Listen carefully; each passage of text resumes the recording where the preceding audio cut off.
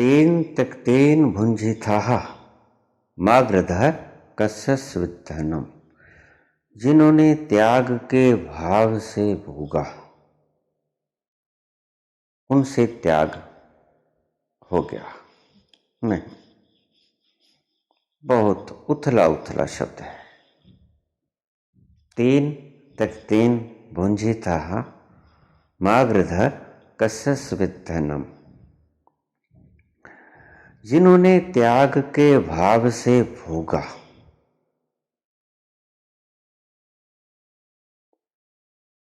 उन्होंने त्याग कर दिया। नहीं, त्याग करना न पड़े इस भाव से भोगो। जैसे मैंने कहा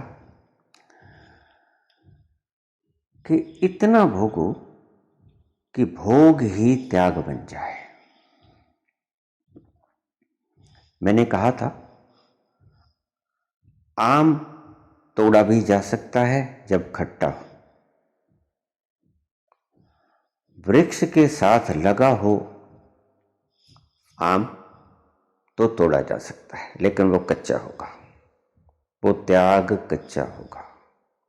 टूट तो जाएगा वृक्ष से, लेकिन कच्चा होगा, खट्टा होगा। और दूसरा मैंने कहा था कि अगर उसको लगा ही रहने दे, वृक्ष के साथ लगे रहने को मैं कहता हूं भोगना। उसको पर्याप्त मात्रा में भोग मिलते ही रहे, तो वो खट्टी अम्बी किसी वक्त खुशबूदार आम, स्वादिष्ट, मीठा, आनंद देने वाला पक जाता है। और पका हुआ फल, पका हुआ आम वृक्ष का त्याग किया नहीं करता, वृक्ष से उसका त्याग हो जाया करता है। अब थोड़ा इसको गहराई से समझना पड़ेगा। क्या जब आम पक जाया करता है, बिल्कुल पक जाया करता है, खुशबू को बिखेरने लग जाया करता है हवाओं में, इतना पक जाता है कि उसके भीतर से, उसकी छाल के भीतर से रस टपकने लग जाए बाहर, तो क्या उसको तोड़ना पड़ता है? नहीं, वो खुद से टूट के गिर जाएगा। उसको मैं कहता हूं त्याग का फलीभूत होना। त्याग करना तो आप मजबूरी में भी त्याग कर लोगे, कच्ची अम्बे को तोड़ लिया, और पक्का फल समझ के भी आप तोड़ सकते हो, समझ के, लेकिन वो आपका समझना सही पका नहीं है। सही पका वही है जो आम पूरा पक जाए और पक के खुशबू को बिखेरने लगे, रस को अपनी चमड़ी के बाहर से उड़ेलने लगे, और उसकी रसधार, रस की खुशबू हवाओं को आंदोलित करने लगे, आपके नासापुटों को छूने लगे, और फिर वो गिर जाए, अपने से ही गिर जाए। वो है सही त्याग, फलीभूत हुआ त्याग। फकीर दो तरह के होते हैं, झोला छाप फकीर भी हुआ करते हैं। झोला छाप फकीर समझते हो? फकीर, बहुत से लोग कह देते हैं हमारा क्या है, हम तो झोला उठाएंगे चले जाएंगे, हम तो फकीर हैं।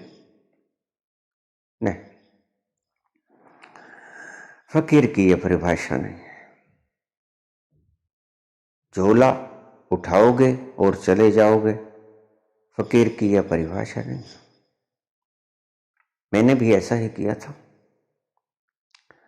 3 जनवरी 1973 को मैंने जब गृह त्याग किया तो एक झोला साथ में लेके गया था, लेकिन वापस मुड़ना पड़ा।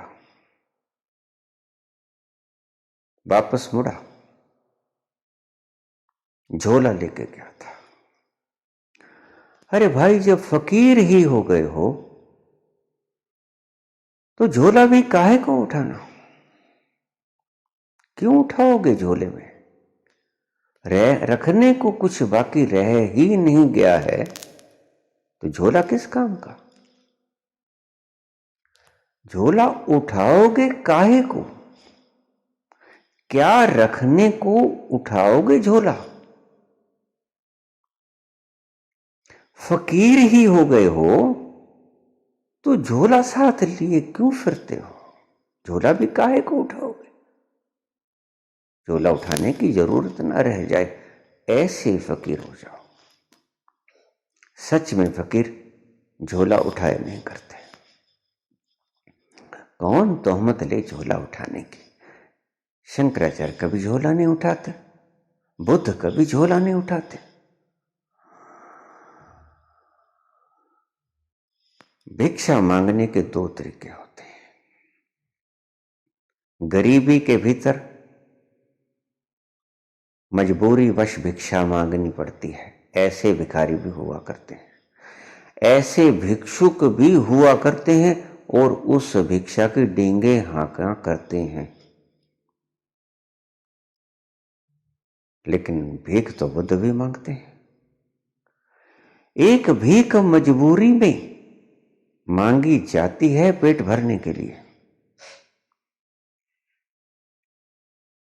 उसका बखान नहीं हुआ करता कि मैं भीख मांगता हूं। यह भी काहे कि कोई क्वालिफिकेशन है भीख मांगना? नहीं। एक भीख मांगी जाती है जरूरत के लिए। जो बुद्ध भीख मांगा करते हैं, शंकराचार्य भीख मांगा करते हैं, लेकिन वो भीख मांगने की बात ही कुछ निराली है। भीख तो बुद्ध ने भी मांगी, लेकिन आपको पता होना चाहिए कि बुद्ध पूरी कपिलवस्तु के साम्राज्य को लात मार के आके भीख मांगे थे। भीख मांगी शंकराचार्य ने, लेकिन वो था सही भीख मांगना।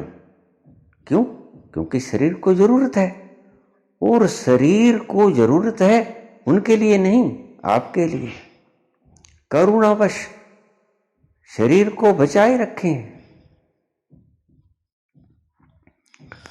करुणावश शरीर को बचाए रखें, क्योंकि ये शरीर बड़े काम का है।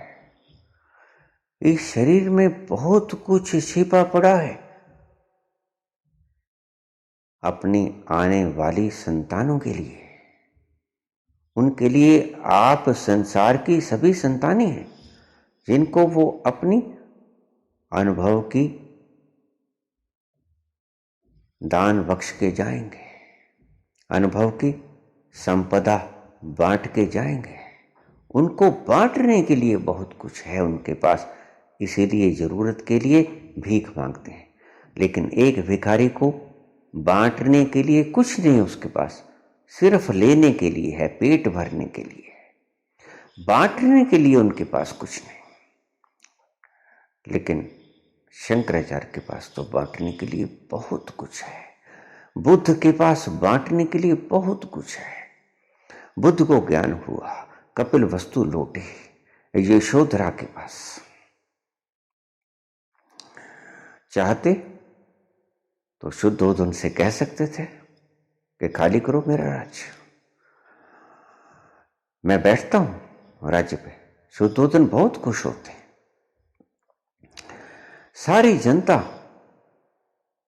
आंखें बिछाई बैठी थी कि कपिलवस्तु का सम्राट गौतम बुद्ध होगा, लेकिन नहीं, वो सिर्फ यशोधरा को समझाने के लिए आए थे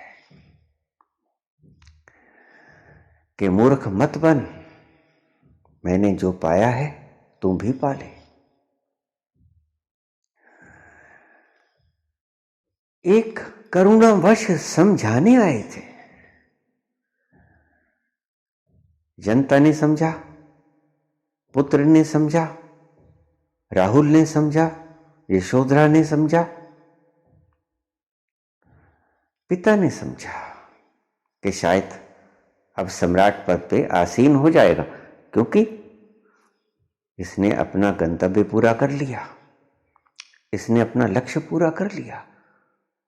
और देखिए, समझ लीजिए बात को, अगर लक्ष्य पूरा हो जाए तो गद्दियां बेकार हो जाया करती हैं। अगर गतियां अभी भी महत्वपूर्ण हैं, लालायित करती हैं, तो अनुभव अधूरा रह गया है। मेरे पास एक त्यागी व्यक्ति आ गए, अपने त्याग की बातें बताने लगे। मैंने वो त्याग किया, मैंने वो त्याग किया, मैंने वो दान किया, मैं रोज ये दान करता हूँ, मैं वो दान करता हूँ, मैं ये कुछ छोड़ के आ गया, मैं साधु बन गया। मैं अक्सर मंदिर में जाया करता था, वहां रोज नित्य नए संत जन मुझे मिला करते थे और अपने अपने अनुभव मुझे बताया करते थे। ऐसे संत भी आ जाते वो जो बहुत कुछ त्याग करके आए थे। मैं उनसे पूछता कि आपका परिचय, तो वो बताते कि मेरे परिचय, मैं फलां शहर से आया हूं। और देखिए परिचय उनका, मैं फलां शहर से आया हूं, मेरे पास 3 कोठियां थी, कारोबार बहुत बढ़िया था, इंडस्ट्रियलिस्ट था, पत्नी थी, बच्चे थे, लेकिन सब कुछ लात मार के आ गया। काहे को? परमात्मा को पाने के लिए। तो ये व्यक्ति आ गया है परमात्मा को पाने के लिए, संसार के कोठियों को, इंडस्ट्रीज को, पत्नी को, बच्चों को, धन को, संपदा को, हीरे जवाहरातों को, स्वर्ण आभूषणों को लात मार के।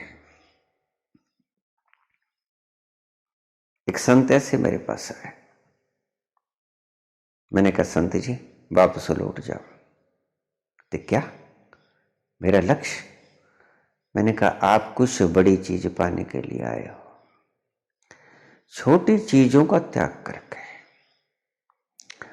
और वो छोटी चीजें त्याग हुई नहीं।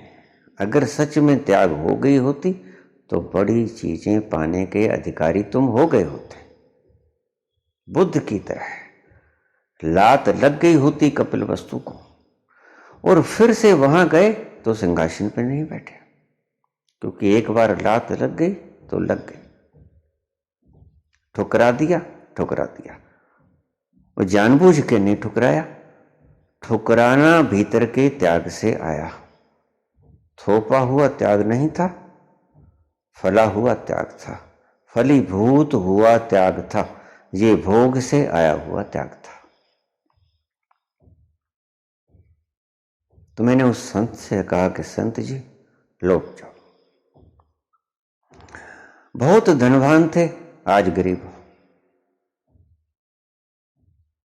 गरीब हो गए हो जानबूझ के, लौट जाओ। क्योंकि अभी जिन जिन चीजों को छोड़ के आए हो वो तुम्हें याद है। बुद्ध ने कभी नहीं कहा मैंने कपिलवस्तु को छोड़ा। बुद्ध ने कभी नहीं कहा कि मैंने कपिलवस्तु को लात मारी, लेकिन लात लग गई। देखते हो बुद्ध रातों रात भागे, रात को दबे पांव भागे। अभी 6 दिन का बच्चा था राहुल, उसका मुख देखा, यशोधरा को सोए हुए देखा और ऐसा भागा जैसे चोर चोरी करके भागता है। इसका भाव देखिए, इसकी सही लात लगी है ठिकाने पे। एक कपिलवस्तु के सिंहासन पे लात लगी है। ये थोपी गई लात नहीं है, ये लगी हुई लात है, भीतर से त्याग आया है, थोपा नहीं क्या त्याग। बच्चे को देखा और चुपचाप अपने सारथी से कहा कि चलो बांधो घोड़े। और सारथी की हिम्मत ना पड़ी कि बुद्ध को कह सके, कहां राजकुमार था। रथ तैयार किया, घोड़ा बांधा, रथ चलाया, चल पड़ा। जैसे ही कपिलवस्तु के साम्राज्य की सीमा समाप्त हुई तो बुद्ध वहां से उतर गए। सारथी से बोले, सारथी अब तुम चले जाओ बस। तो सारथी तो बहुत हैरान हुआ, हक्का बक्का रह गया। राजकुमार तुम्हें छोड़ के कहां जाऊं? ऐसी रात, गहरी रात, और तुम अकेले बियाबान जंगल में, यहां से मुझे वापस किए जा रहे हो अकेले? कहां जाओगे? मेरे साथ रथ पे आए हो, मैं जिम्मेवार हूं तुम्हारा। मुझको सजा दे देंगे, मुझको लटका देंगे वो। सुदोधन मुझसे पूछेंगे कहां लेके गए, कहां छोड़ के आए मेरे पुत्र को, मेरे राज्य का अधिकारी, कहां लुटा दिया तुमने, कहां मार के गिरा के आए हो बताओ। और रात को लेके गए थे सन्नाटे में, कहां छोड़ के आए हो? मेरे ऊपर अपराध लगेगा और मुझे मृत्यु दंड मिलेगा। राजकुमार मैं आपके पांव पड़ता हूं, लौट चलो।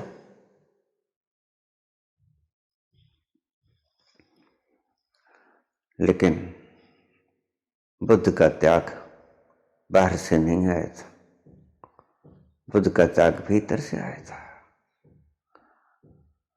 तो उसने कहा, सारथी अपने रथ में एक कैंची पड़ी है, उसको निकालो। कांपते हाथों से उसने कैंची निकाली। क्या करूं राजकुमार? मेरे बाल काट लो। बाल काट लो? क्यों? ये इतनी सुंदर बाल, सुनहरी बाल, घुंघराले सुनहरी बाल। बुद्ध के बड़े सुंदर बाल थे, बुद्ध के बाल बहुत ही सुंदर बाल थे। कहने लगा, काहे को राजकुमार, ये बाल में क्यों काटो, बड़े प्यारे लगते हैं तुम्हारे। कहते नहीं काटो, और इसको जाके मेरे पिता के चरणों में रख देना। कहना तुम्हारे पुत्र ने तुम्हारे लिए सौगात भेजी है, अब ये राज करेंगे। मैं किसी और देश का वासी हो गया, वहां जाने तो मुझे, फिर कभी आऊंगा लौट के अगर मेरा लक्ष्य पूरा हो गया। सिर्फ ये लक्ष्य निभाने के लिए आए थे, लक्ष्य पूरा होने के बाद दिया गया वचन निभाने के लिए आए थे। लक्ष्य पूरा हो गया तो आज सुद्धोधन से मिलके आएंगे, आज यशोधरा से मिलके आएंगे, अपने बच्चे से मिलके आएंगे। आज जब सारी सृष्टि इनकी संतान हो गई है, आज चले हैं मिलने उनसे जो वचन दिया था बिछोड़ते वक्त, कपिलवस्तु को छोड़ते वक्त, उसकी सीमा को लांघते वक्त। तो सारथी तो कांपा, कहता नहीं, ऐसे सोने जैसे बाल मैं तो न काट पाऊंगा। राजकुमार ये आप क्या कर रहे हो, इतने प्यारे बाल, मुझे काटने का आदेश, मुझसे न कट पाएंगे। राजकुमार ने खुद ही कैंची पकड़ी और अपने बाल काट लिए।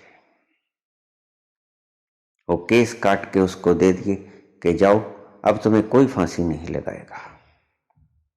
उनसे बोल देना कि ये मेरी चिट्ठी है, मैं खुशी से जा रहा हूं, अपने बाल काट के तुम्हें चिट्ठी के रूप में दे दिए हैं, जाके मेरे पिता के पांव में रख देना कि अब ये राज्य करेंगे। अब सिद्धार्थ राज्य न कर पाएगा। सारथी तो रोने लगा। अंधेरी रात और ऐसा दृश्य और ऐसा प्यारा व्यक्ति और इतनी शानो शौकत के छोड़ के जा रहा है, उसके त्याग को देखकर सारथी जार जार रोया।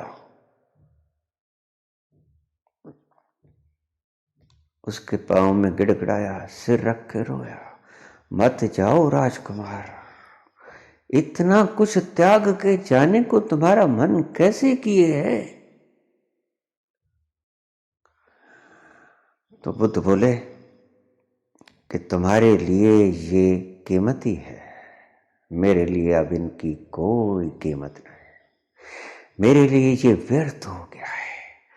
तुम्हारे लिए अभी कीमत है, मैं मानता हूं और मैं जानता भी हूं, लेकिन मेरे लिए आज ये व्यर्थ हो गए हैं। तुम इनको ले जाओ और तुम चले जाओ, तुम्हें कोई प्रताड़ित नहीं करेगा।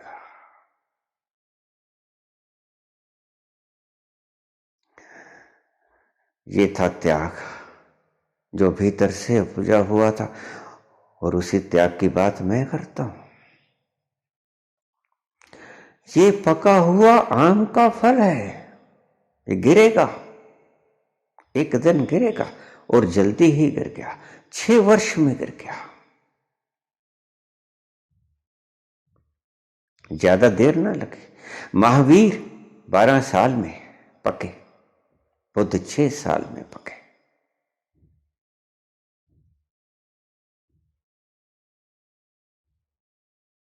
ये भोग से आया हुआ, पक के आया हुआ फल गिर गया, खुद से गिर गया, तोड़ना नहीं पड़ा।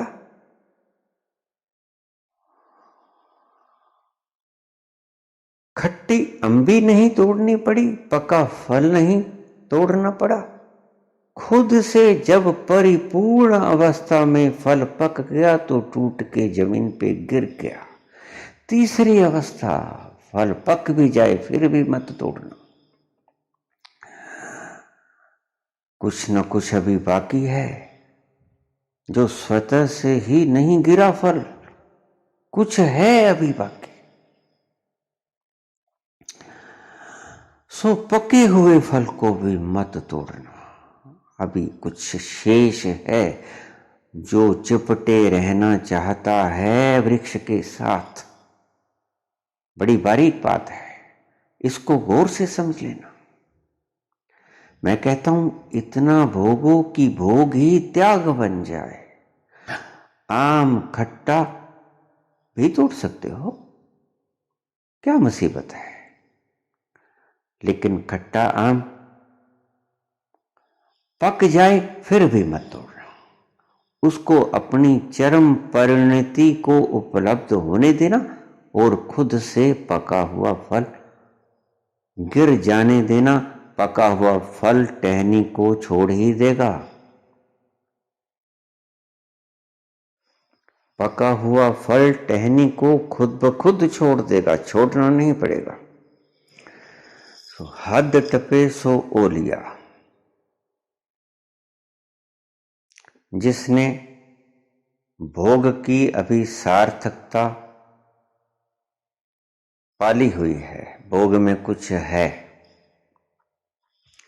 रह रह के मन को तड़पाए चली जाती है, अभी गरीब हो, अभी तो छोड़ ही ना पाओगे, अभी छोड़ भी दोगे तो उस संत की तरह जो मुझे गिना रहा था कि 3 कोठियां छोड़ के आया हूं, इंडस्ट्रियलिस्ट हूं, व्यापार चलता छोड़ के आया हूं, पत्नी छोड़ के आया हूं, बच्चे छोड़ के आया हूं, हीरे जवाहरात स्वर्णाभूषण छोड़ के आया हूं, बिल्कुल वैसे ही हो जाओगे। लात लगनी नहीं सही जगह पे, वापस मुड़ना पड़ेगा। ये त्याग परमात्मा तक न ले जा पाएगा, क्योंकि कहीं ना कहीं कुछ न कुछ क्लिंगिंगनेस रह गई है, अभी चिपकाहट बाकी है। चाहे कितना ही लगे फल टूट गया,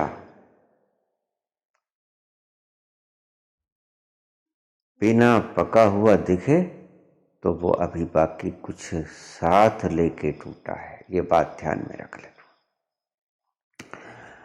तुम हमेशा त्यागों से ही व्यक्ति को तोला करते हो, कितना छोड़ के आया है, और बुद्ध कभी त्यागों से नहीं तोला करते, जो त्यागों से तुला करते हैं कि मैं इतना कुछ छोड़ के आया हूं, वो छोड़ा गया नहीं होता सत्य में। क्योंकि अगर तुम्हारी स्मृति पे छोड़ने की लकीर अभी तक कायम है तो कहां छूटा है? लकीर कहां बनेगी अगर सत्य में छूटेगा? इसको आप ऐसे समझिएगा, आप रोज मल त्याग करते हैं, पसीना त्याग करते हैं, थूक बलगम त्याग करते हैं, तो कभी आपने गुणगान किया कि मैंने मूत्र, मल, थूक त्याग करके आया? नहीं। क्यों? क्योंकि वो रखने योग्य ही नहीं था।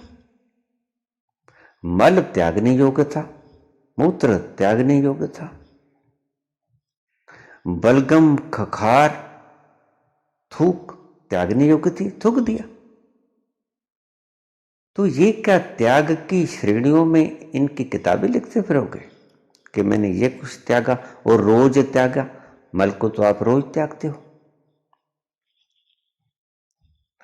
तो जिसके लिए अभी आपके कीमती हीरे लोष्ठवत नहीं हो गए हैं, जैसे रावण ने लिखा अपने शिव तांडव स्तोत्र में, हृष्ट रत्न लोष्ठयो सुहृद पक्ष पक्षयो त्रिनार विंद चक्षुषो प्रजा मही महेंद्रयो समय प्रवृत्त कै कदा सदा शिवम भजाम्य हम। शिव का स्वरूप होने के लिए आपके हीरे जवाहरात लोष्ठवत होने ही चाहिए, और उस त्याग की लकीर मन में खींची रहनी नहीं चाहिए। मित्र और शत्रु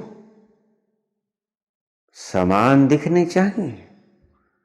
सुहृद पक्ष पक्षियो त्रिनार विंद चक्षुषो प्रजा मही महेंद्र, उसके लिए प्रजा और राजा समान हो गए।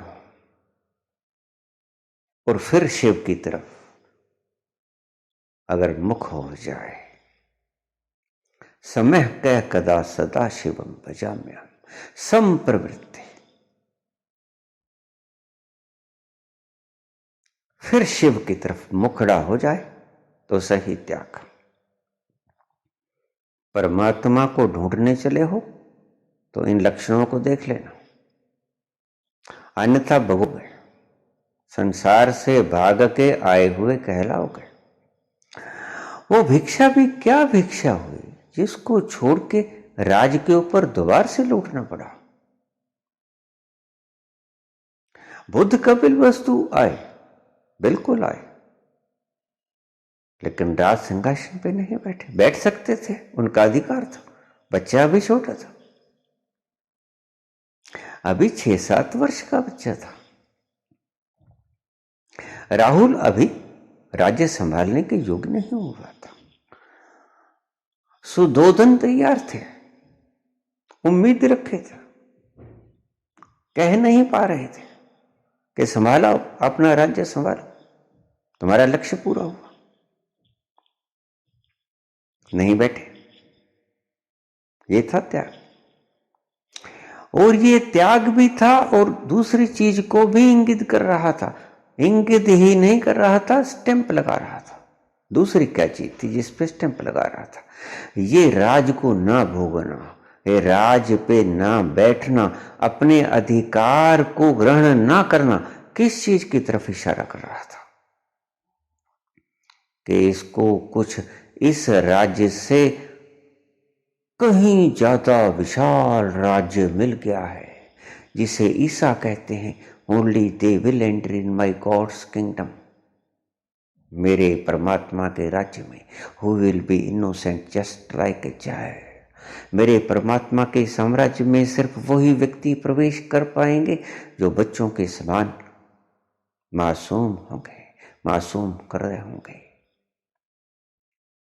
ये दूसरी तरफ भी इशारा कर पाए कि इन्होंने वो विशाल साम्राज्य का दर्शन कर लिया है, उस विशाल साम्राज्य के मालिक हो गए हैं।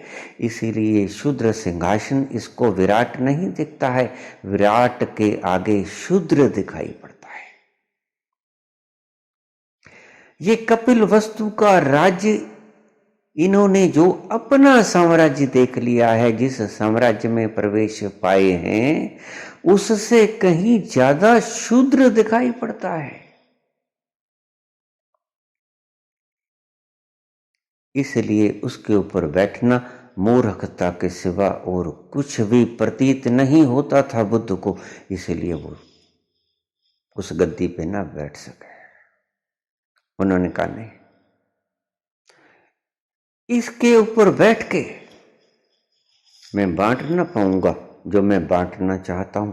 मैंने इतना कमा लिया है कि सारी जिंदगी अब लुटाने में, बस सिर्फ लुटाने।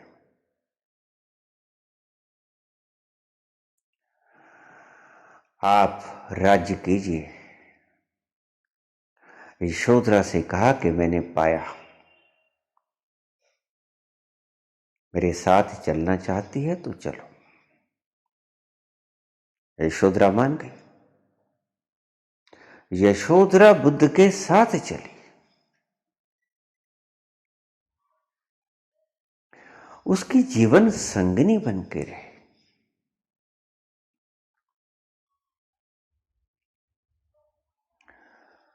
और सारी उम्र भिक्षा मांग के खाती रहे। देखिए, एक राजा और एक रानी, कितनी सुंदर कहानी। राजा ने भी भिक्षा मांग के खाया, रानी ने भी राजा के संग भिक्षा मांग के खाया।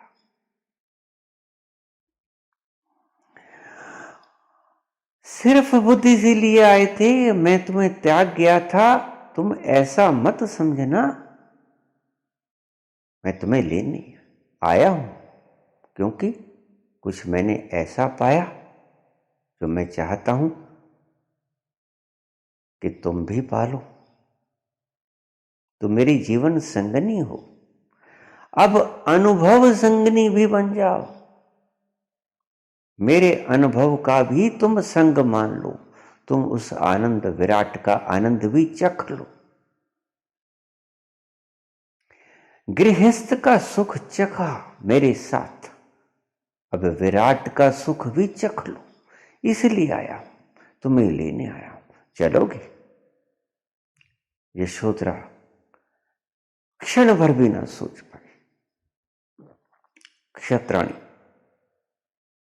निश्चित क्षत्राणी थी, चल पड़े।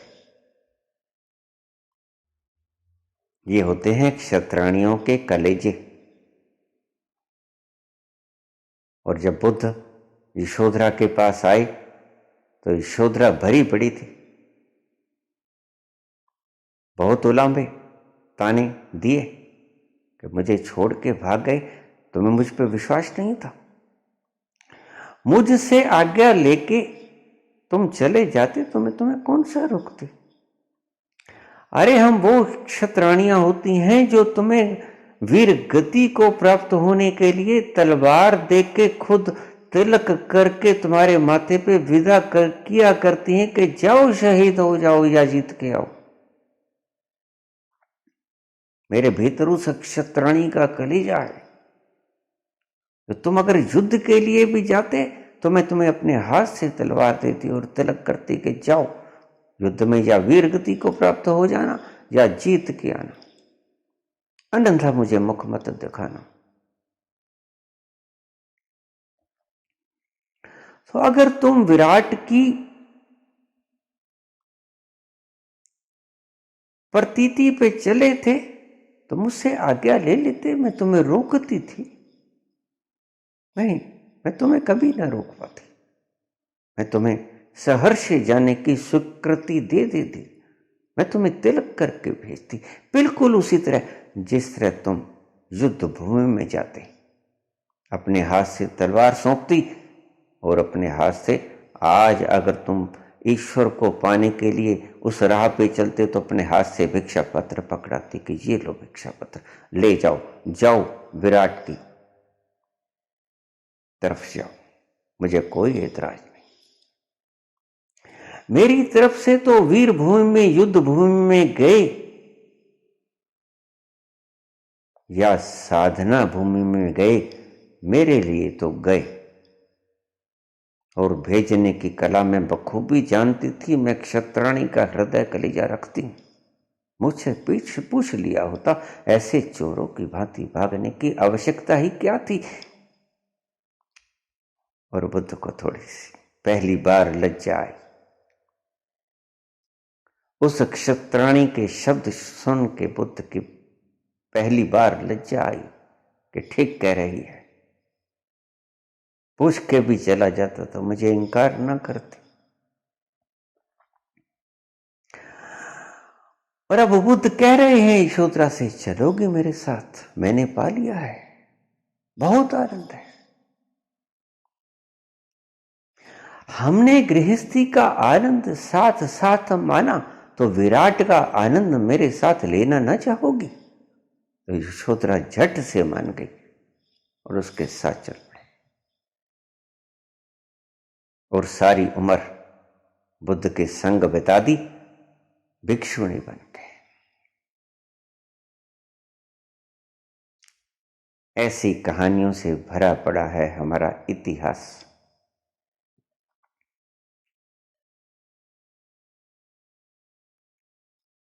ये त्याग आया था भोग से। ईशावास्यमिदं सर्वम यत् किंच जगत्याम जगत।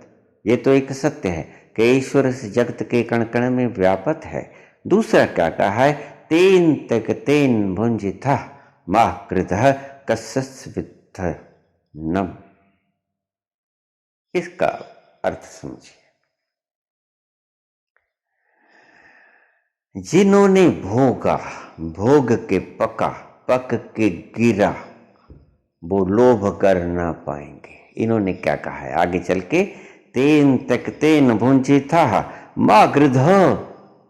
अब अर्थ करने वाले क्या कहते हैं, लोभ मत करो। नहीं, पका हुआ फल लोभ कर ही ना पाएगा, क्योंकि लोभ करने को और कुछ बाकी रह ही क्या गया है। पाने को कुछ हुआ ही रहा ही नहीं, पाने को कुछ बचा ही नहीं। इतना पा लिया कि टहनी को छोड़ दिया गया। प्राकृतिक रूप से टहनी छूट गई। अभी लोभ करने को कुछ बाकी रहेगा। लेकिन तुम्हारे धर्मशास्त्रज्ञ तो इसका अर्थ ऐसा समझा रहे, लोभ मत करो। नहीं, लोभ कर ही ना पाओगे। कर पाओगे? जरा सोचो। पक के गिरे हो, प्राकृतिक रूप से गिरे हो, टूट के गिरे हो, तो और भी लोभ बाकी रह जाएगा क्या? यही तो मैं कहता था कि अगर फल पका हुआ लगे भी तो भी उसको तोड़ मत लेना। तुम्हें बहुत बार लगेगा कि हम पक गए, लेकिन देखना, तोड़ मत लेना, गिरने देना। और वो गिरने का मजा ही कुछ और होता है। तभी तो बाबा नानक कहते हैं कि कोटिन में कोई एक चलत है, कोटिन चलत एक पहुंचत है। ये जो एक स्वतः से गिरेगा, उससे पहले भी बड़ा मन करेगा तुम्हारा कि छोड़ दें, पक गए। अब शांति भंग नहीं होती।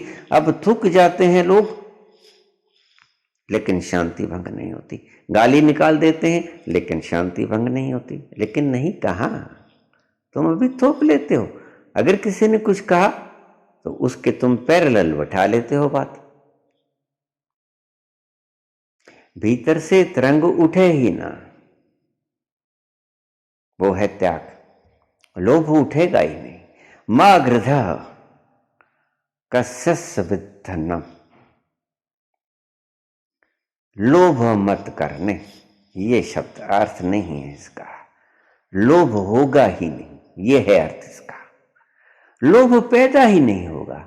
जरा सोचिए, बिल्कुल पक के खुद से प्राकृतिक रूप से गिरा हुआ फल अभी कुछ लोभ बाकी रहेगा पकने को? नहीं, पूरा पूरा पक गया है, सब कुछ पा लिया है।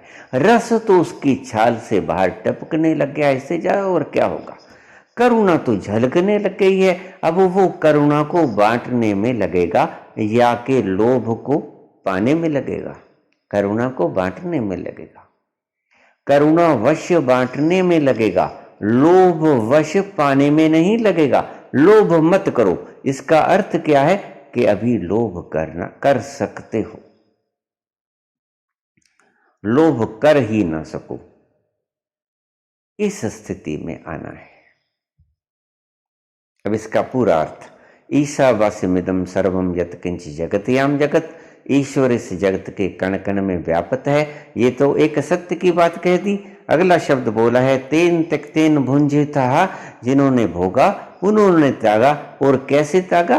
मागृधः कसस्य वित्थनम, जब लोभ पाने का बाकी ना रहे तब अपने आप को पका हुआ जानो। और उसका लक्षण क्या होगा कि आप टूट के खुद ब खुद उस टहनी से, वृक्ष से टूट के नीचे गिर पड़ोगे धरा पे। ये है इसका सही सही अर्थ। दूसरे शब्दों में, कबीर के अर्थों में इसे समझिए। कबीर कहते हैं, हद टपे सो ओ लिया। गरीब हो अभी मत छोड़ना, कृपा करना, बने रहना संसार में।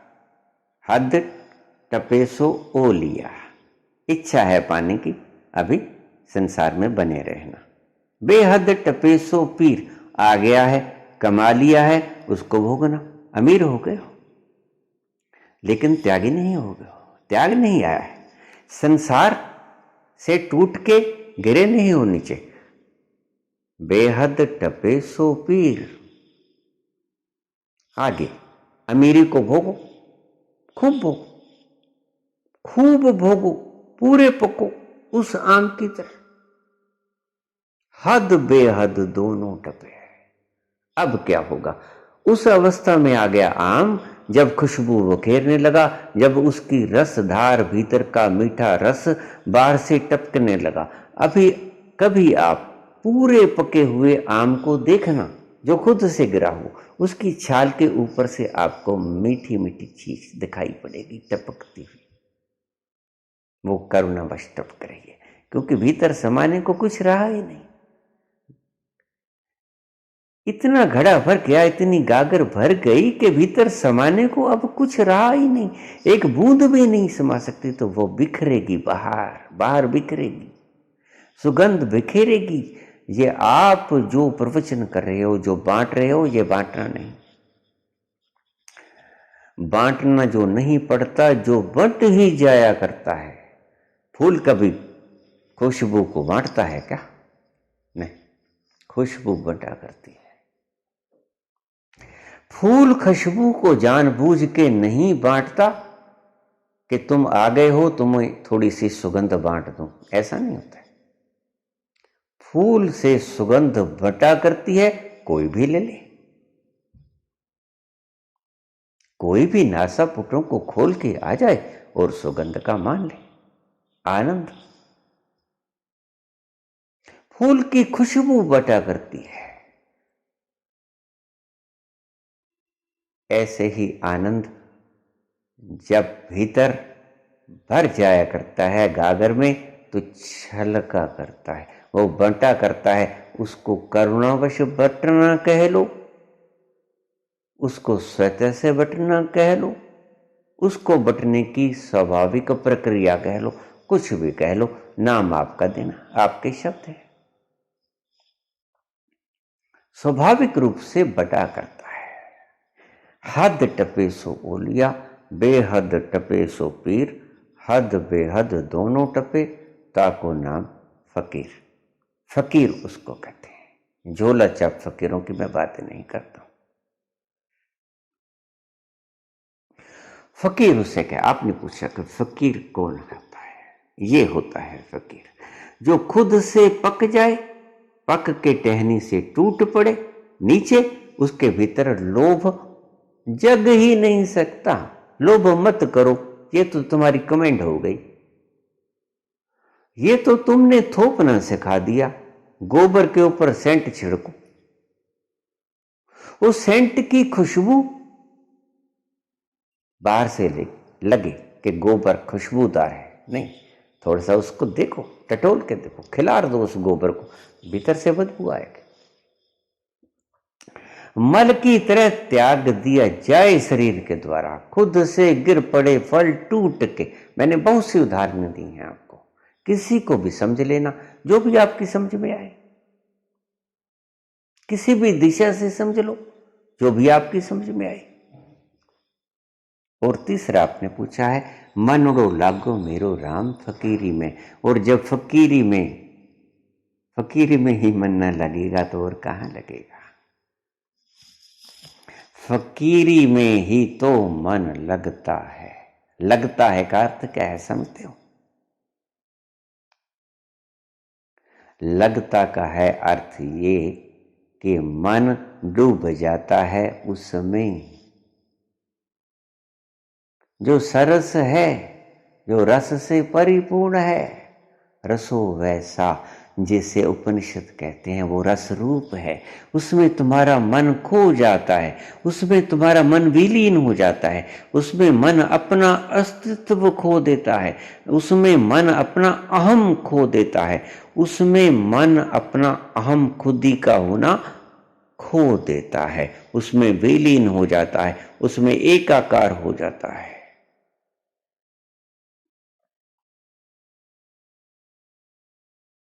उस एक होने की प्रक्रिया है जब वो कहता है, वेद का ऋषि, एको अहम द्वितीयो नास्ति, सिर्फ मैं ही मैं हूं, दूसरा कोई नहीं।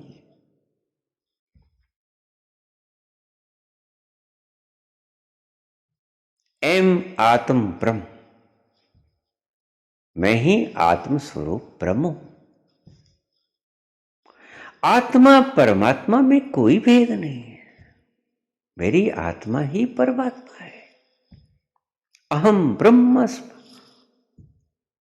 मैं ही तो ब्रह्म हूं। अनल हक,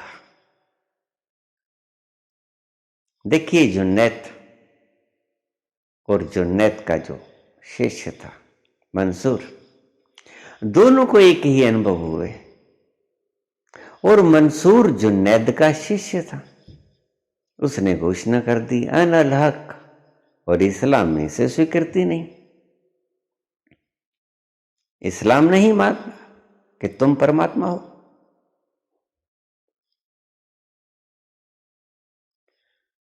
और राजा ने जब यह उद्घोष सुना बड़ा दुखित हुआ, क्योंकि इस्लामिक देश पे राज्य का शासक था वो, इस्लामिक हिसाब से चला रहा था, और इस्लाम में इस बात की आज्ञा नहीं है कि तुम कहो कि मैं ब्रह्म हूं। तो उसने उसके गुरु के पास संदेश भेजा, जुन्नैद के पास, और जुन्नैद को भी वही हुआ था जो मंसूर को हुआ।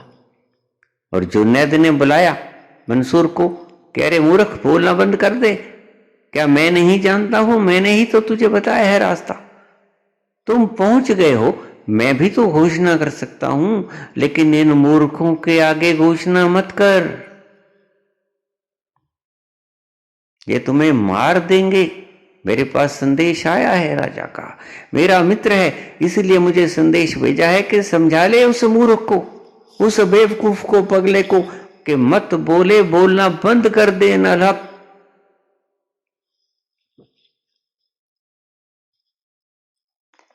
तो बेटा मत कहे, इस आवाज को यहीं रहने दे, बोलना बंद कर दे। तो मंसूर का जवाब बहुत बढ़िया था। जुन्नैद उसका प्रतिकार न कर सका, जुन्नैद को चुप रहना पड़ा। पहली बार गुरु को शिष्य के आगे चुप रहना पड़ा। इससे पहले तो सदा शिष्य ही चुप रहा था गुरु के सामने, सदा मंसूर के सामने जुन्नैद ही छाया रहता था, उसकी आज्ञा का पालन करना पड़ता था मंसूर को। लेकिन आज पहली बार गुरु को चुप होना पड़ा, जुन्नैद को चुप होना पड़ा मंसूर के आगे। मंसूर ने बड़ा ऐसा शब्द कह दिया, प्यारा शब्द कह दिया कि जुन्नैद को कोई जवाब ही नहीं आया। मंसूर कहता कि मैं तो चुप ही हूं, आपको पता नहीं है मैं कब से चुप हूं, मैं हूं ही नहीं, मैं तो विलीन हो गया हूं, मैं तो गया। अब जो बोलता है उसको रोकूं कैसे, इस सागर की बाढ़ को कैसे रोकूं। वो विराट बोलना चाहता है, उसको रोकना मेरे वश में है गुरुजी। उसने उसके पांव पकड़ लिया कि बता दो मुझे, मैं रोक सकता हूं, मेरे में समर्था है इतनी। और जुन्नैद चुप हो गया। जुन्नैद को पता था कि जब विराट की बाढ़ आएगी तो उसे ये रोक नहीं पाता, ये ठीक कहता है। तो उसने उसे जाने दिया कि ठीक, मैं संतुष्ट हूं, तुम जाओ, घोषणा करो। उसे मृत्युदंड दे दिया गया।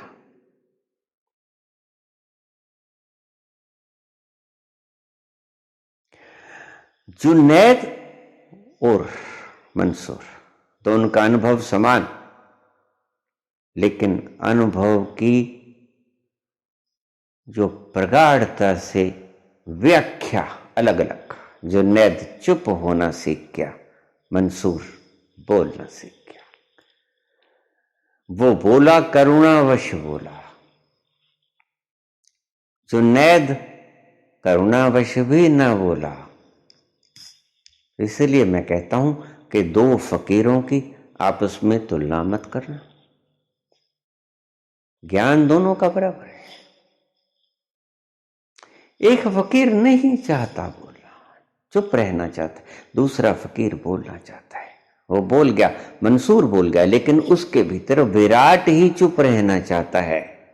जुन्नैद के भीतर विराट ही चुप रहना चाहता है और मंसूर के भीतर विराट बोलना चाहता है। इसलिए जुन्नैद बोल ना पाएगा और मंसूर चुप ना रह पाएगा। ये इच्छा विराट की चल रही है, जुन्नैद और मंसूर की नहीं चल रही है। इसीलिए तो बाबा नानक ने कहा कि तेरा पाना मीठा लगे, बुलवाना है बुलवा ले, तेरे हाथ की कठपुतली हो, नचाना है नचवा ले, नहीं नचवाना है तो मत नचवा। लेकिन हम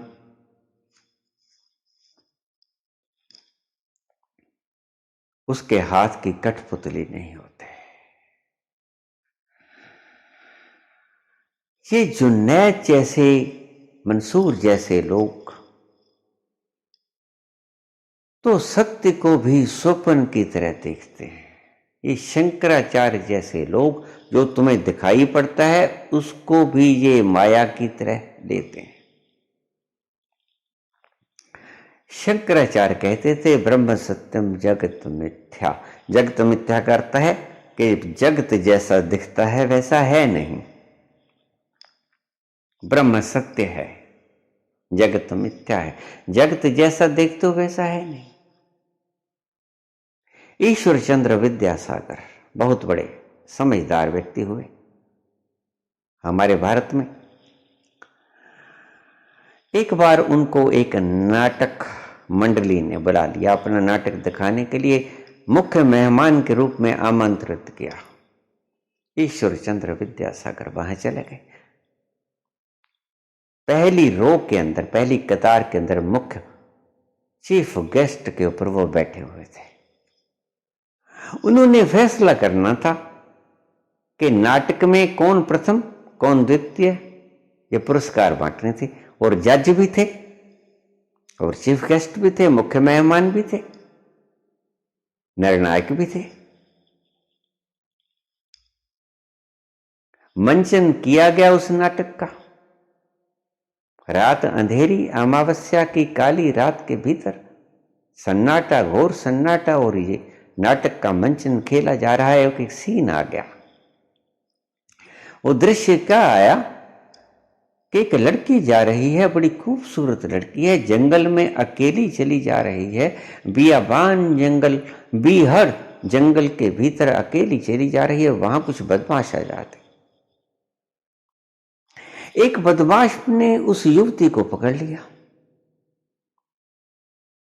वो दृश्य देखने वाले बहुत से लोग हैं, सारी कुर्सियां भरी पड़ी हैं, सारा पंडाल लबालब भरा पड़ा है दर्शकों से, और मुख्य मेहमान के रूप में बैठे हैं ईश्वर चंद्र विद्यासागर। हमारे हिंदुस्तान के बहुत से समझदार लोगों की कतारों में से प्रमुख गिने जाने वाले वो समझदार व्यक्ति बैठे हैं निर्णय करने के लिए,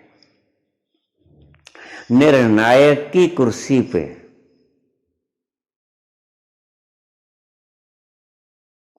तो ये दृश्य चल पड़ा। तो वो गुंडे लोग, उनमें से एक गुंडा उस लड़की को पकड़ लेता है, बलात्कार करने के उद्देश्य से उससे छेड़छाड़ करना शुरू करता है। लड़की अपने आप को छुड़ाने की चेष्टा करती है और वो अपना जोर आजमाइश शुरू हो जाती है। लड़की अपने आप को छुटाना चाहती है, लेकिन वो उसको छोड़ता नहीं। बली है, बलशाली है। गुंडे अक्सर बलशाली ही हुआ करते हैं।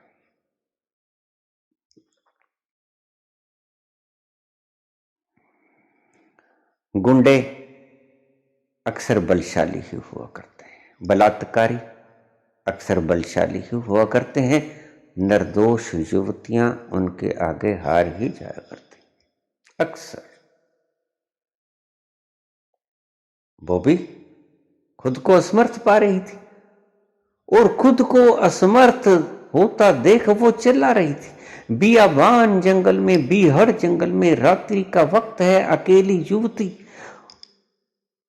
और गुंडे उसके साथ बलात्कार करना चाहते हैं। एक गुंडे ने उसको जकड़ के पकड़ रखा है बड़ी बल के साथ, और वो अपने आप को मुक्त करने के लिए हाथ पांव छटपटा रही है और चीखे चिल्लाई जा रही है कि बचाओ बचाओ बचाओ, कोई है, बचाओ। इतना भयावह दृश्य, और रात अंधेरी और सन्नाटा गहरा और बड़ा विभत्स दृश्य। ईश्वर चंद्र विद्यासागर, उनने अपना पांव का जूता खोला और जूता पटक के दे मारा उस बदमाश के सिर के ऊपर जोर से, और लगा जाके। बदमाश का जो रोल किरदार निभा रहा था उसको जाके लगा। नाटक बंद हो गया।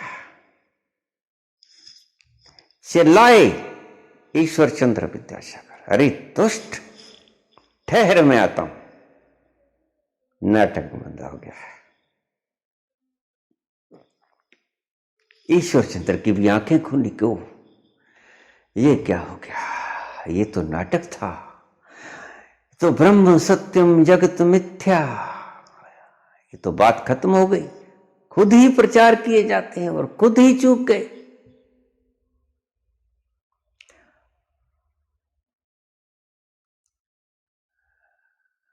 और उस गुंडे का रोल निभा रहे व्यक्ति ने उस बूट को उठाया और माथे से लगा लिया, चूम लिया। रोशनी कर दी गई, अंधेरा मिटा दिया गया, नाटक हटा लिया गया, नाटक को बंद करना पड़ा। ईश्वर चंद्र विद्यासागर सिर नीचा किए खड़े हैं।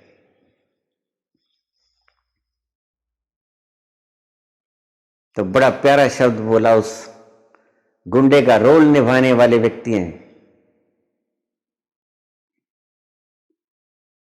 ईश्वर चंद्र विद्यासागर से कहने लगा, प्रभु आपने अपनी जजमेंट दे ही दी, आपने अपना फैसला सुना ही दिया। कब इनाम का अधिकारी कौन? बस अब आपके मुख से सुनना प्रासंगिक भी नहीं होगा और सत्य भी नहीं होगा, क्योंकि आपने बता दिया है। ये नाटक था, ये भूल गए आप, असलियत समझ बैठे। हमने इतना जीवंत रोल किया, इतना जीवंत अभिनय किया कि आप जैसा समझदार व्यक्ति इसको सत्य समझ बैठा।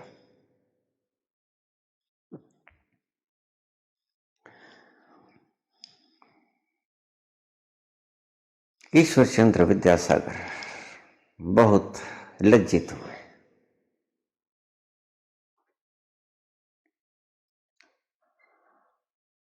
आंखों से अश्रुधारा बहने लगी, हाथ जोड़ के खड़े हो गए।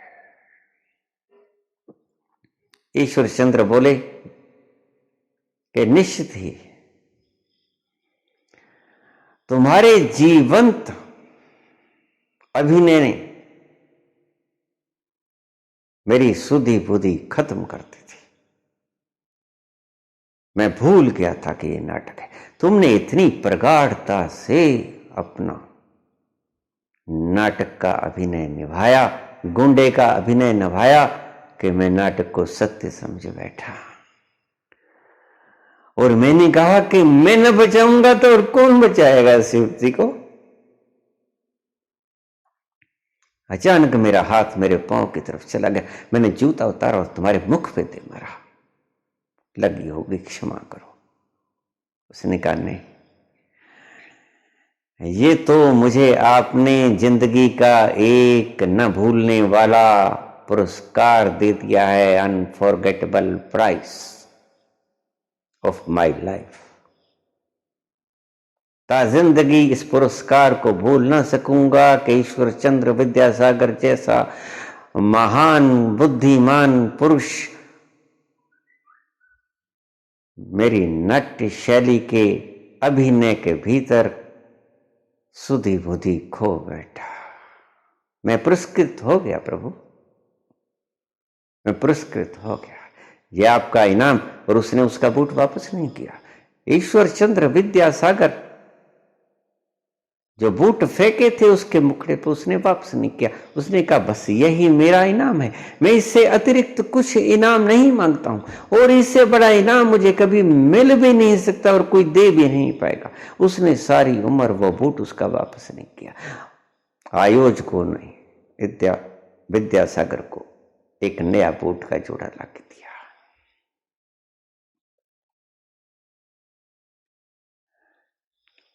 आप भी ईश्वरचंद्र विद्यासागर की तरह कितने भी विद्वान और कितने भी समझदार व्यक्ति कहलाते हो समाज में, लेकिन आप मूर्ख हो। क्यों? क्योंकि आप इस ड्रामा को सत्य समझ लिए हो। आप इस नाटक को सत्य समझ लिए हो, क्लिंग हो गए हो, चिपक गए हो इसके साथ। ये ड्रामा है, ये एक खेल है। इसको खेल की तरह खेलो और खेल की तरह देखो। बस यही है कला जो मैं आपको सिखाना चाहता हूं। जो मैं कहता हूं कि भोगने के लिए पूर्ण भोगो, लेकिन जागते हुए भोगो। अब आगे की बात, आखिर में बात जो मैं आपको इसका तत्व बता रहा हूं। भोगो, ये जानते हुए भोगो कि कौन भोग रहा है। अब इस अंतिम पैराग्राफ को, अंतिम फिक्रे को अच्छी तरह से समझ लेना, क्योंकि ये तत्व है जिसको हम मोरल कहते हैं। भोगो, जागते हुए भोगो। कौन भोग रहा है ये जानते हुए भोगो।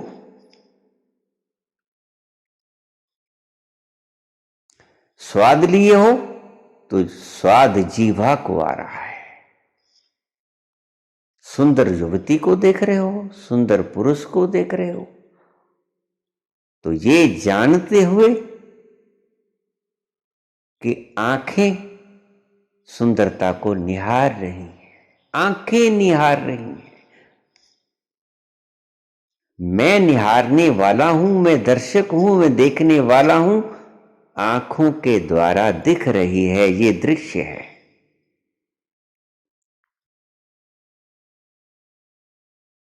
सुनो संगीत तो जागते हुए सुनो कि आप सुनने वाले हो। कान के द्वारा कानों को सुनाई पड़ रहा है और आप कानों को सुनाई पड़ता हुआ देख रहे हो। इस वीणा की मधुर झंकृति को आप देख रहे हो कि ये कान सुन रहे हैं सुंदर स्वर को। सुंदर स्वर लहरी सुनाई पड़ी है। बोल रहे हो ये मीठे मीठे शब्द तुम्हारे कंठ से बाहर ब्रॉडकास्ट हो रहे हैं। उन्हें देखो, बोलते हुए देखो, कंठ से निकलती हुई आवाज को देखो।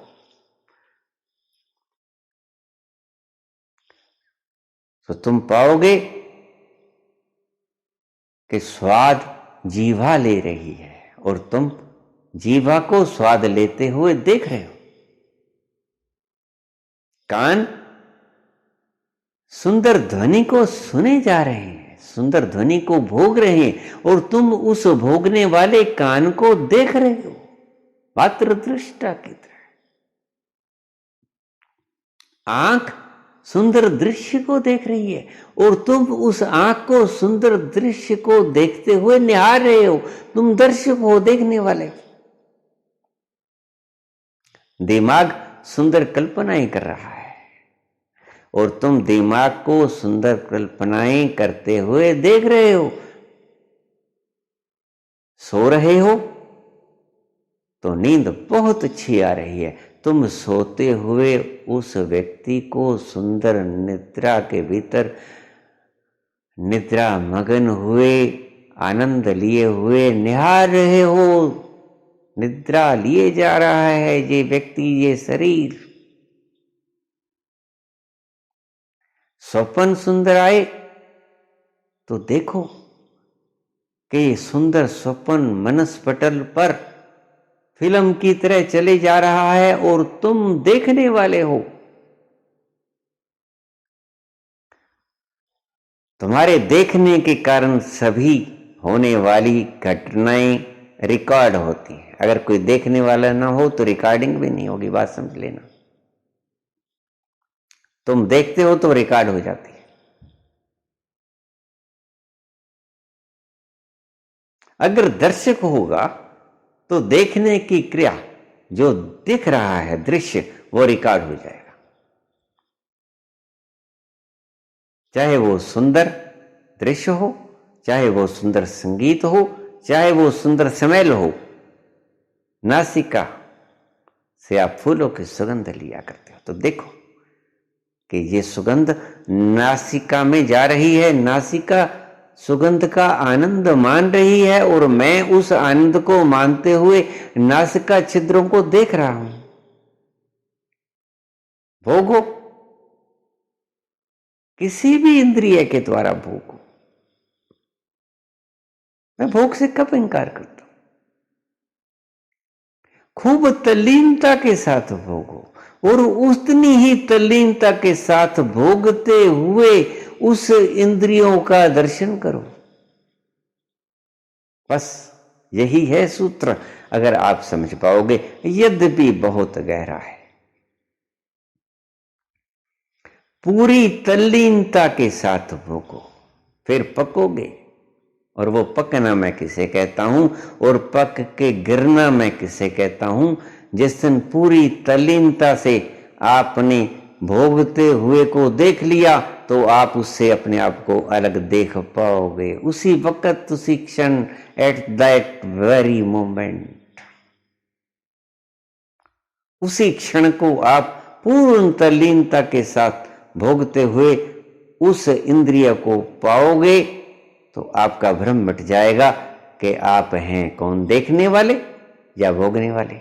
बस यही बात खत्म हो जाएगी। जिस दिन आपने उस इंद्रिय को भोग करते हुए देख लिया पूर्ण तल्लीनता के साथ मजा उठाते हुए देख लिया और आपने अलग पाया अपने आप को और भोगने वाली इंद्रिय को अलग पाया अपने आप से, बस आप दूसरे हो गए। यही आपका भ्रम टूट जाएगा। इसी को मैं कहता हूं भ्रम को टूटना, पके हुए फल को टूटना, अपने आप से टूटना। यही है मेरी कुल परिभाषा आपको भोग में धकेलने की। यहां आके भोग व्यर्थ हो जाता है। कब तक भोगोगे बोलो? जब इंद्रिय ही भोग रही है, जीवा स्वाद ले रही है, और जैसे ही गले से नीचे उतरा वो स्वादिष्ट भोजन, फिर आपको पता चलता है भोजन का, फिर तो वो मल बन के ही बाहर निकलता है। फिर शरीर ही उस मल को त्याग देता है। उसी स्वादिष्ट खाद्यान्न का जिसको तुमने इतनी स्वादिष्टता से खाया, जब मल बन जाता है तब आप उसको झांकते भी नहीं हो। बस वो स्वादिष्ट अन्न मल की तरह जब दिखने लग जाए, आपके लिए भोग बेकार हो गए।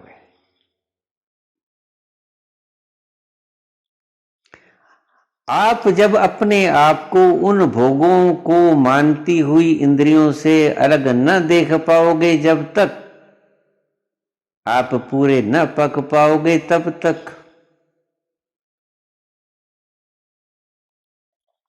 जब तक आप भोगती हुई इंद्रियों के साथ चिपके रहोगे कि ये मैं हूं, आंखों को सुंदर दृश्य देखते हुए आंखों से चिपक जाओगे, कानों को सुंदर संगीत सुनते हुए कानों से चिपक जाओगे, इंद्रियों को संभोग के क्षणों में आनंद लेते हुए इंद्रियों से चिपक जाओगे, गुप्त इंद्रियों से चिपक जाओगे।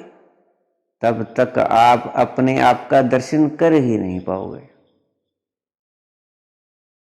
जिस क्षण तुमने जिस भी इंद्रिय को मजा लेते हुए देख लिया, उसी क्षण तुम पाओगे कि ये मजा तो इंद्रियों को आ रहा है, मैं तो देखने वाला हूं कि इस इंद्रियों को मजा आ रहा है, आनंद आ रहा है।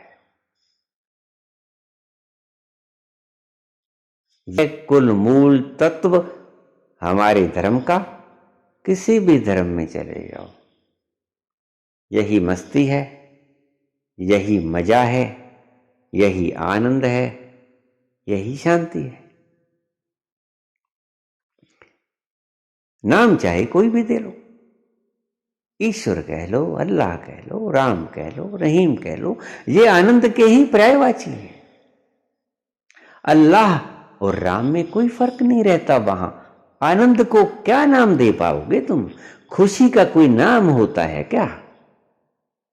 खुशी का नाम अल्लाह के राम, बताओ।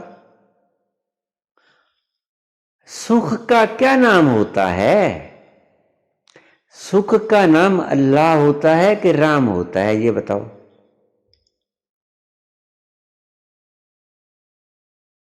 जिस क्षण तुमने सुख लेती हुई इंद्रियों को अपने से जुदा पा लिया, उस क्षण तुम्हारे लिए भोग बेकार हो गए। फिर तुम ना कह पाओगे कि हम ऐश कर लें, क्योंकि ऐश तो इंद्रियां करती हैं, और जो ऐश इंद्रियां करती हैं वो यहां दफन कर दी जाती हैं, या जला दी जाती हैं, या गिद्धों को खिला दी जाती हैं। वो ही इंद्रियां जिन्होंने स्वादिष्ट भोजन का आनंद लिया, जिन्होंने सुंदर स्वर लहरियों का कानों के द्वारा आनंद लिया, सुंदर दृश्यों का आंखों के द्वारा आनंद लिया, संभोग के द्वारा इंद्रियों के द्वारा आनंद लिया, संभोग का। ये इंद्रियां तुम नहीं हो। बस यही महर्षि रमन ने कहा था, हु एम आई। पहले ये देख तो लो, आगे विचार कर लेना, हम फल आगे, रिजल्ट आगे निकालेंगे, पहले तुम देखो। रमन ने पहले ही प्रहार कर दिया आपके ऊपर कि स्वाद लेने से पहले, मजा लेने से पहले, किसी भी इंद्रिय के द्वारा मजा लेने से पहले ये देख लो कि मजा तुम ले रहे हो या तुम्हारी इंद्रियां ले रही हैं, यहां बात खत्म हो जाएगी। अगर तुम इंद्रियां हो तो फिर तुम मजा ले रहे हो, कोई शक। अगर तुम इंद्रियां नहीं हो तो फिर इंद्रियां मजा ले रही हैं, तुम नहीं।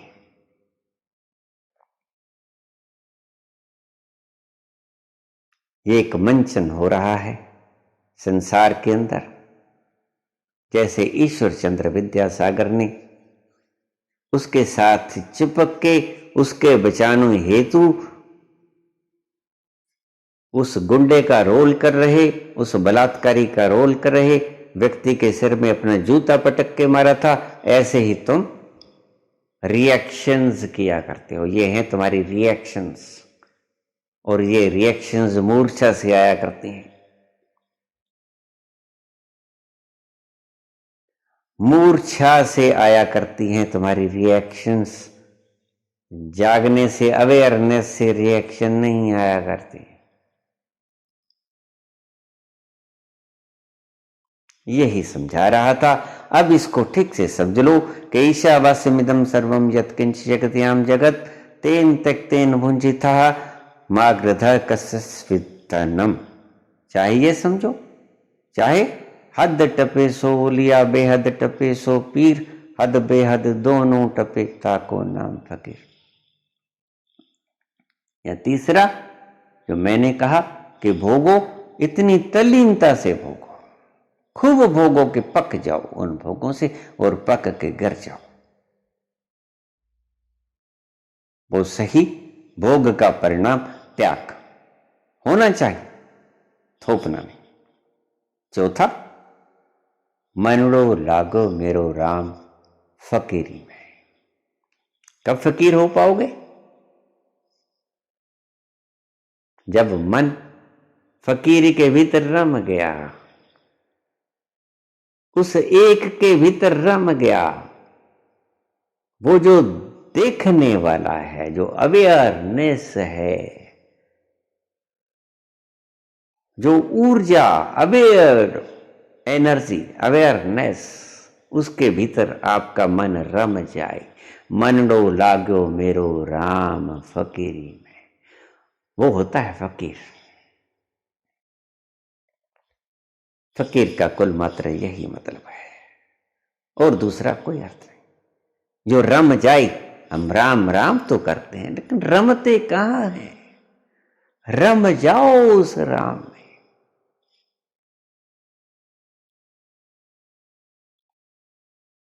उस रमने का नाम राम है। राम राम जपने की बात नहीं है, राम राम रमने की बात है। तुम रम जाओ, उसके भीतर खप जाओ, उसके भीतर खुद को खपा दो, उसके भीतर खुद को विदा कर दो, मर्ज हो जाओ उसमें, विलीन हो जाओ उसमें, अपना अस्तित्व खत्म कर दो, अपना अस्तित्व विलीन कर दो उसके भीतर, उसके साथ एकाकार हो जाओ।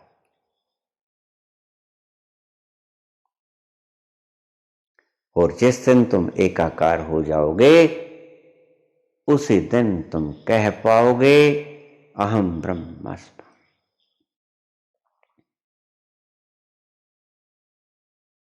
मैं ही हूं, बस जिसे ढूंढते फिर रहे थे वो तुम खुद ही हो। कस्तूरी कुंडल बस है, मृग ढूंढे वनमा। कस्तूरी कुंडल बस है, मृग ढूंढे वनमा। ऐसे घट में पी बहे, मूर्ख जाने ना।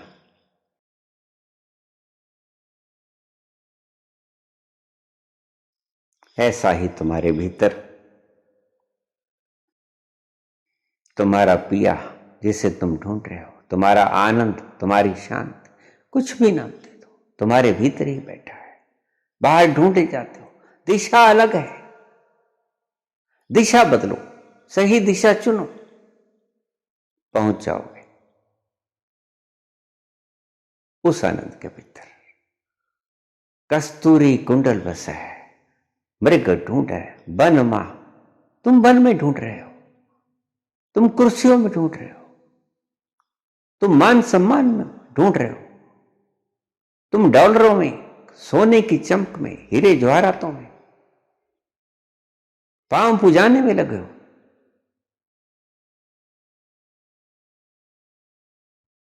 लोग तुम्हारी जय जयकार करें उसमें उलझे हुए हो, लेकिन मृग ढूंढे बनमा, ऐसे घट में पीवे मूर्ख जाने ना। जब तक तुम जानोगे नहीं, मूर्ख ही कहलाओगे। धन्यवाद।